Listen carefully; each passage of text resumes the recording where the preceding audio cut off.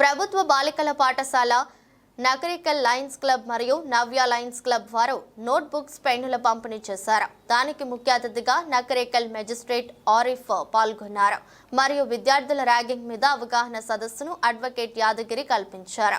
సూర్యకుమార్ ఏకాగ్రత గురించి చెప్పారు. భారతంలోని ద్రోణుడు చెప్పినటువంటి అర్జునుని కథ వివరించారు.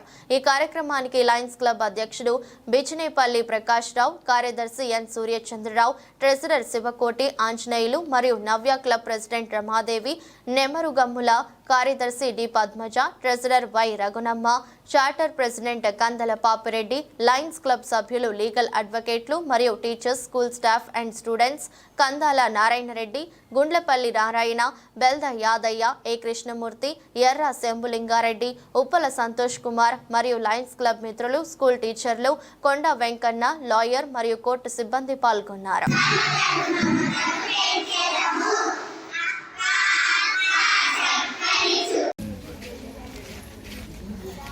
ఓకే సార్,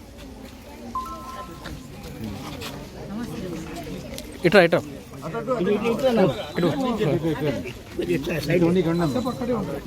అది వికెన్ ఉండమ్మా, అది వికెన్ ఉండి వెరీ గుడ్.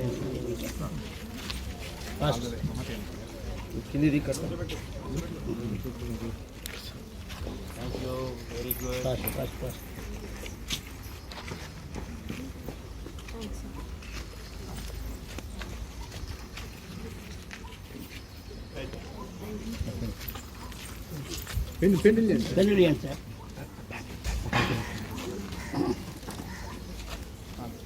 మీరు ఏంటి మేడం మీరు ఇచ్చింది అందరూ చేసే పని తీసుకోదు.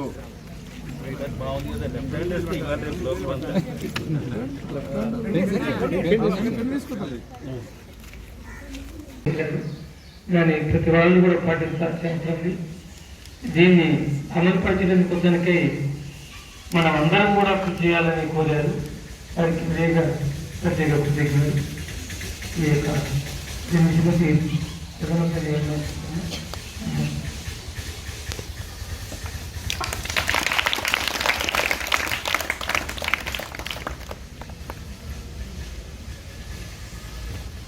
గౌరవనీయులు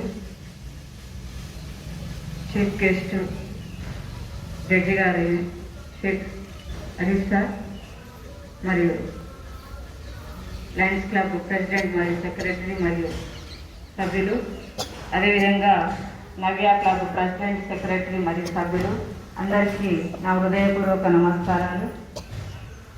ఈరోజు జడ్జి గారు చదువు అందరికీ ప్రాథమిక హక్కు. భారత రాజ్యాంగం కూడా దీన్ని పొందుపరిచింది రాజ్యాంగంలో.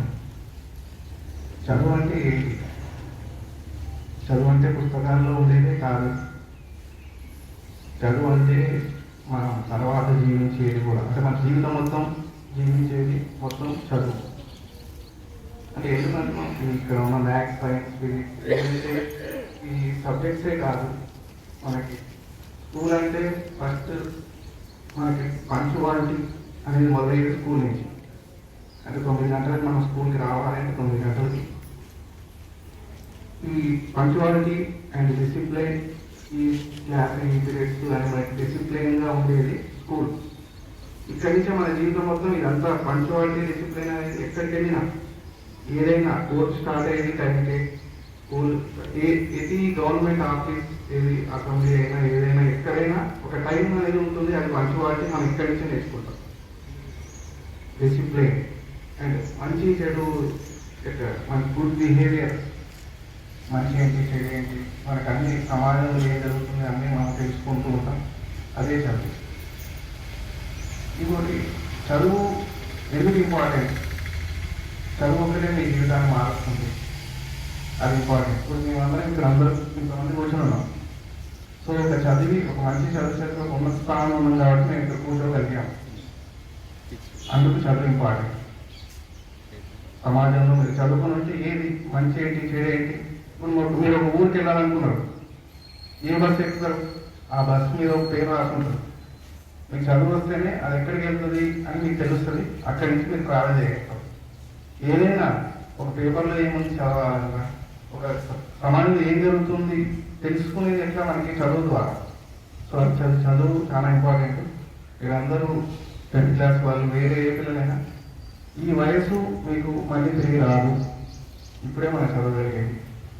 మీరు చదువుకుంటూ ఉంటే మీ ఇంట్లో మీరు చదువుకుంటున్నప్పుడు మీ ఇంట్లో మీ తల్లిదండ్రులు కానీ ఎవరు మీకు ఏం పని చెప్పరు. ఎందుకంటే రేపు బాబు చదువుకుంటున్నాడు, హోంవర్క్ చేసుకుంటున్నాడు. అంత ఇంపార్టెన్స్ తల్లిదండ్రులు అందరూ గురువులు మనకి ఇస్తారు. చదువుకోవడానికి టైం ఇస్తారు. ఆ చదువు వల్ల మీరు రేపు పొద్దున్న ఉన్నత స్థానానికి వెళ్తారని తల్లిదండ్రుల వాళ్ళ భావన, వాళ్ళ కోరిక. అండ్ ముఖ్యంగా ర్యాగింగ్ విషయంలో ఈరోజు వచ్చి మాట్లాడేది ఏంటంటే కాలేజెస్లో పెద్ద పెద్ద యూనివర్సిటీలో స్టార్ట్ అయింది. అంటే ఇంజనీరింగ్ కానీ డాక్టర్ కానీ 4-5 ఏళ్ళ కోర్సు చదివే వాళ్ళు ఆ 40 ఏళ్ళు ఆడే కాలేజీలో చదువుతారు. కాబట్టి వచ్చిన కొత్తలో సీనియర్స్ అందరూ వాళ్ళని పరిచయం చేయడం కోసం అలా స్టార్ట్ అయింది. మాటలతో స్టార్ట్ అయిన ర్యాగింగ్ చేతుల దాకా వెళ్ళి వాళ్ళ జీవితాలను నాశనం చేసే స్థితికి వచ్చింది. కాబట్టి ప్రతి కాలేజీలో యాంటీ ర్యాగింగ్ స్క్వాడ్లు, ఈ యూనిట్స్ పెట్టి ర్యాగింగ్ చేసిన వాళ్ళ మీద కఠిన చర్యలు, వాళ్ళ అడ్మిషన్ రద్దు చేయడం, వాళ్ళని జైలుకు పంపించడం, అంత కఠిన శిక్షలు అమలు చేస్తూ ర్యాగింగ్ తగ్గించాలన్న ఉద్దేశంతో అలాంటి కఠిన చర్యలు తీసుకుంటున్నారు. సో పిల్లలుగా మీరు రేపు పొద్దున కాలేజీకి వెళ్తారు, మీరు కూడా సీనియర్స్ అవుతారు. సో అలాంటివి మీరు చేయకూడదు అని దాని గురించి అవగాహన తెలుపడం కోసం ఈరోజు ఇక్కడికి రావడం జరిగింది. అలాగే పెద్ద పెద్ద సిటీస్ నుంచి గ్రామాల దాకా వచ్చాయి. అండ్ దాని యొక్క ముఖ్యంగా కొంతమంది గ్యాంగ్స్ చిన్న చిన్న వ్యక్తులతో వాటిని చేయిస్తూ వాళ్ళని ఇన్వాల్వ్ చేస్తూ వాళ్ళు పట్టుబడి వాళ్ళు శిక్షకి అర్హులవుతున్నారు. చేయిస్తున్న వాళ్ళు వేరే వాళ్ళు, శిక్ష పొందుతున్న వాళ్ళు వాటి గురించి తెలియక దాంట్లో ఇన్వాల్వ్ అయ్యి ఇక్కడి నుంచి ఇక్కడికి ట్రాన్స్పోర్టేషన్, ఇక్కడి నుంచి ఇక్కడికి తీసుకెళ్ళడం, ఇది వాళ్ళకి అందజేయండి అని వాళ్ళు ఎవరినో ఒక చిన్న ఫామ్ యూజ్ చేసి వాళ్ళు ఇలాంటి పెద్ద పెద్ద పనులకి పాల్పడుతున్నారు.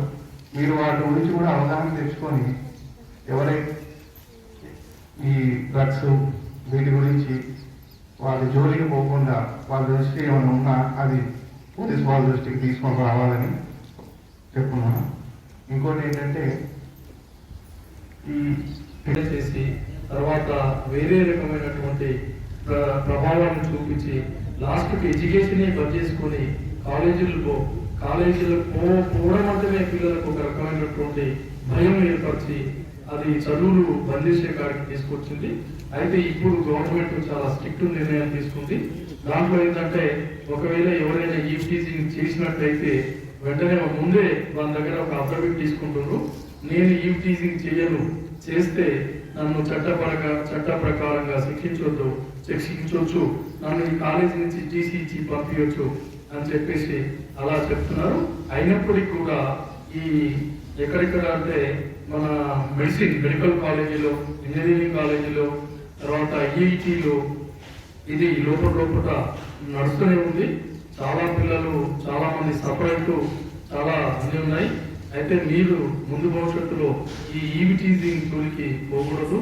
మీరు అట్లాంటి చెడు దాన్ని ముందే అవాయిడ్ చేసి మీరు కాలేజ్ స్థాయికి పోయినప్పుడు దీని గురించి మీకు ఒక అవగాహన ఉంది కాబట్టి ఎవరైనా చేసినా కానీ వెంటనే కాలేజీ ప్రిన్సిపాల్కు మీరు రిపోర్ట్ చేసి దాని విషయంలో మీ వంతు బాధ్యతగా ఇప్పుడు ఆల్రెడీ తెలుసుకుంటారు కాబట్టి అట్లాంటి ఈవ్ టీజింగ్ అంటే ఎవరైనా చేసినట్టయితే దాన్ని మీరు మీ వంతు అట్లాంటిది జరగకుండా మీరు కొంతమంది స్టూడెంట్స్ ఐక్యమై డైరెక్ట్ ప్రిన్సిపాల్ దగ్గరికి పోయి అలాంటి పిల్లలు మమ్మల్ని ఇబ్బంది పెడుతున్నారు అని చెప్పడం వల్ల ఆ ర్యాగింగ్ అందరితో సమాప్తం అవుతుంది. అట్లే ఇంకొక చట్టం ఏంటంటే ఇన్పర్సనేషన్. ఈ ఇన్పర్సనేషన్ అనేది ఏంటంటే ఈ ట్విన్స్ పిల్లలు ఎవరైతే ఉంటారో ఇద్దరు సేమ్ అక్క చెల్లెలు కానీ అన్నదమ్ములు కానీ సేమ్ ఫోటోల విషయంలో ఫోటోలు సేమ్ ఉండి అన్న ఇంటర్మీడియట్ అయిపోతుంది, తమ్ముడు మాత్రం ఫస్ట్ ఇయర్ లో ఫెయిల్ అవుతూ ఉంటాడు. అయితే అన్నకు బాధ అనిపించి తమ్ముడు ఏం చేస్తాడంటే, అరే ఈసారి నువ్వు ఎగ్జామ్ ఏమి రాయదురా, ఏమైనా ఫీజు కట్టు, హాల్ టికెట్ తీసుకొచ్చుకో, నేను నీ బదులు ఎగ్జామ్ రాస్తా అని చెప్పేసి ఇద్దరు ఒకే పోలికలతో ఉండడం వల్ల అన్న తమ్ముడి ప్లేస్ లా పోయి ఎగ్జామ్ రాసుకుంటాడు. ఆ ఎగ్జామ్ రాయడం వల్ల ఇన్విజిలేటర్ దాదాపు సేమ్ పోలికలు ఉన్నప్పటికీ కొన్ని మోడ్స్ అంటే పుట్టుమచ్చల ఆధారంగా ఎవరు ఎగ్జామ్ రాస్తారో దాన్ని విషయాలు బాగా కావాలి. ఈ రెండు గవర్నమెంట్ ఫ్రీగా ఇచ్చాయంటే మనకి ఏది ఫ్రీగా ఇవ్వగలరు. అందులో మొట్టమొదటి ఎడ్యుకేషన్, రెండోది వైద్యం. విద్యా వైద్యం కనుక అందరికీ సరిగా అందితే ఈ దేశంలో ఇంకొకటి ఏది అక్కర్లేదు. మీకు ఎడ్యుకేషన్ గురించి ఒక మాట చెప్తా, టైం అయిపోతుంది, జడ్జి గారు వెళ్ళిపోతుంది. ఇప్పుడు మీ దగ్గరికి వచ్చి ఈ సర్వీస్ చేస్తున్న క్లబ్ పేరేంటో తెలుసా మీకు? ఇంకోటి కూడా ఇంకో ప్రాంప్టింగ్ వద్దు, కాపీ వేయద్దు, ఇంకో క్లబ్ పేరు కూడా చెప్పారు. ఎవరు చెప్తారు? ఇదేమో ఒకసారి. Very good sir. ఒక పెన్ ఏంటి సార్? గురువు గారు విలువిద్య నేర్పిస్తూ ఉంటాడు. చదివారా ఎవరన్నా? కొన్ని విన్నారా? ఇవాళ మన దౌర్భాగ్యం అదే. మనం ఏ పౌరాణిక కథ వినం, మనం చారిత్రక కథలు చదవం, చెప్పినా వినం. అందులో అర్జునుడికి ఒక పిట్టను చూపిస్తాడు. అందరూ ఉంటారు, కర్ణుడు, వీళ్ళందరూ కూడా. ద్రోణాచార్యుడు పిట్టను చూపించి, ఏం కనిపిస్తుందిరా నీకు? పిట్టను కొట్టాలి. ఇప్పుడు ఏం కనిపిస్తుందిరా అంటే, పిట్ట కనిపిస్తుంది అంటారు. దుర్యోధనుడు ఒక చెట్టు కనిపిస్తుంది అంటాడు, ఇంకొకటి చెట్టు, ఇంకోటి అంట. అర్జునుడు మాత్రం పిట్ట కనిపిస్తుంది అంటాడు. సరిగా చూడరా అంటాడు గురువు. పిట్ట కన్ను మాత్రమే కనిపిస్తుంది అంటాడు. కొట్టేయరా అంటాడు. వాడు కొడితే అది కరెక్ట్గా ఆ కన్నుకే తగులుతుంది. This is concentration. కాన్సన్ట్రేట్ చేసి చదివితే మనం ఏదైనా సాధించవచ్చు. 10th క్లాస్ వాళ్ళకి మెయిన్గా. ఎందుకంటే ఇది ఒక స్టెప్పింగ్ స్టోన్. ఇవాళ మీ డేట్ ఆఫ్ బర్త్ ఎక్కడికి తీసుకుంటామంటే మీ 10th క్లాస్ది తీసుకుంటాం. 10th తర్వాత మీ జీవితం వేరే మారిపోతుంది. ఒక మార్పుకి మెలిక, ఓ మలుపు. అందుకోసం చెప్తున్నా. నెక్స్ట్ ఈసారి ఎప్పుడన్నా మీ మేడం కనుక పర్మిషన్ ఇస్తే మీ దగ్గరికి వచ్చి అసలు తర్వాత ఎలా చదవాలి, ఏం చదవాలి అన్నది చెప్తాను. ఇక నెక్స్ట్ చదువులో 4 భాగాలమ్మా. మనం పుస్తకాల్లో చదివేది 1/4 వంతే. మిగిలిన 3/4 వంతు విజయాలకు ఆశిస్సులు. లైఫ్ తో గురించి ప్రకాశ్ రావు గారు మాట్లాడతారు, కానీ నేటి సమాజంలో కొంచెం మాట్లాడుతారు ప్రెసిడెంట్ గారు. ఎందుకంటే ఒక నిమిషం అనేది మాట్లాడతారు ఇప్పుడు కావాలి. జడ్జి గారు ఎన్నిక పోయే అవకాశం ఉంటుంది కాబట్టి. యాక్చువల్గా మేము కానీ ప్రకాశ్ రావు గారు కానీ ఇక్కడ 40 ఏళ్ళ వయసున్న వాళ్ళందరూ కూడా చదువుకునేటప్పుడు అటెండర్ కూడా భయపడే సందర్భాలు డిసిప్లిన్ టీచర్ని గౌరవించే రోజులు. అలాంటివి రానంటే నేను 7th 9th స్కూల్ పెట్టాను. అప్పుడు కూడా పేరెంట్స్ కానీ స్టూడెంట్స్ కానీ వెరీ డిసిప్లిన్ ఉన్న సందర్భాలు, ఎదురు పెట్టే సందర్భాలు. మనం కనపడితే స్టూడెంట్ దిగి నచ్చిపోయేవాళ్ళు సైకిల్ మీద. కానీ 2010 నుంచి పూర్తి స్థాయి మార్పు వచ్చేసేసి ఇవాళ స్టూడెంట్స్ ఏ విధంగా తయారైందంటే సార్లంటే గౌరవం లేదు, పెద్దలంటే గౌరవం లేదు. చివరకు సార్లు పోతుంటే కూడా ఆకుని లేదా ఏదిరా అనిపించి లేచి అన్నటువంటి థాట్స్ వాళ్ళు ఉంటున్న సందర్భాలు. అదే కాకుండా 6th క్లాస్ నుంచే గంధాయి తాగడం, కళ్ళు తాగడము, పాన్పరా తినడము, ఈ వ్యవస్థ ఇలా కులిపోయి నేను గమనిస్తున్నాను. నేను స్కూల్ పెట్టిన ఎలా ఉండే, ఈ పరిణామం ఎలా ఉండే, ఈ వ్యవస్థను మార్చేదేవారు అనే సందేహం కలుగుతున్న రోజు. ఈ గంజాయి మార్గదర్శకాలు ఎక్కడో హైదరాబాద్ సినిమా యాక్టర్లకు ఉండేటువంటి ఆలోచన ఉన్నాయి. వాళ్ళకి యాక్ట్ చేయడానికి దానికి సందర్భంలో ధైర్యం లేకపోతే వాళ్ళు తీసుకొని చేస్తున్నటువంటి థాట్స్ ఉంటాయి. అలాంటివి ఈ రోజులలో గ్రామాలకు సింపుల్ చాక్లెట్లో కూడా మాట్లాడడానికి చేసే సందర్భాలు వస్తాయి. ఇలాంటి వ్యవస్థను ఎవరు బాగా, ఈ విద్యార్థి ఎవరు బాగా, ఈ వ్యవస్థ ఎదుగుతుంది.